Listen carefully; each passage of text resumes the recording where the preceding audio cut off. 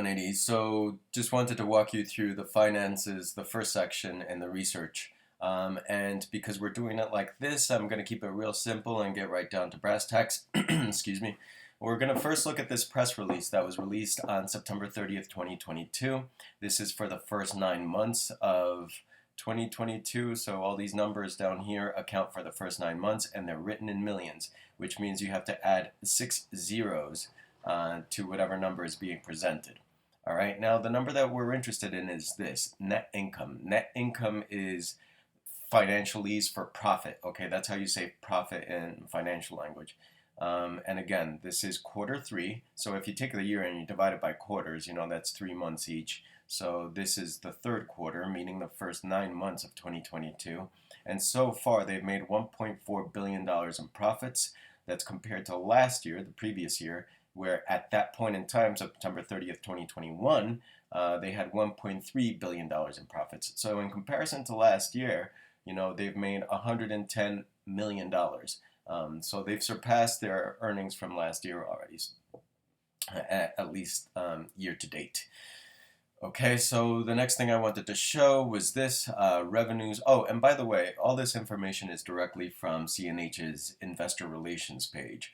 All right, all this information comes from either the company 20F report, which it files with the Security and Exchange Commission here in the U.S., from that press release I just showed, or the sustainability report they have on their investor relations website. So all of this is directly from them. Okay, so here we go. As far as financial performance, revenues. Revenues is another way of saying sales in financial language, okay? And in 2021, they had $33.4 billion in sales. So that's also another way of speaking to the size of the company. So you can now say, CNH is a $33.4 billion company. Last year, it was at $26 billion, which was a slight dip from 2019 when it stood at $28 billion.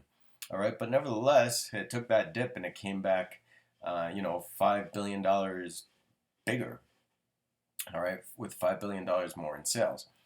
All right, so that's where it's at. So far we can say that, at least for this year, CNH is a $33.4 billion company, and it so far, as of September 30th, it had made $1.4 billion in profits. Now, you're going to, if you're in negotiations and you say that, what I would expect from management is for them to say, well, we're an international company, it's like that money, who knows where that is, no, stop that right there. So what this is, and this I believe is actually from the 20F report, and again, that's what the corporation files with the Security and Exchange Commission. So what this is total revenues, and again, revenues is sales, total revenues from external customers in the rest of the world. All right, and this is geographic information, as you can clearly see. All right, so basically this is how much they make in sales per country. All right, so basically the size of the market for each company. So in the U.S., you can see it's $6.6 billion in sales for 2021. Now, that is by far the biggest, and it almost completely doubles the size of France. It more than doubles Italy and everything else, of course, with the exception of other. But the U.S. is by far the biggest market for CNH. So, if they try to tell you, oh, well, those funds are from, those profits are from European revenues or some sort of European sales, no, you can call them bluff, all right? Because this is their biggest market, the U.S., at $6.6 billion, all right? Now, final thing I wanted to show you is this. I just copied and pasted this because I wanted to put this out as a tactical idea. I, in a few places, saw that CNH acknowledges, or better stated, maybe even relies on, farm subsidies to farmers, so those farmers can purchase the tractors from CNH.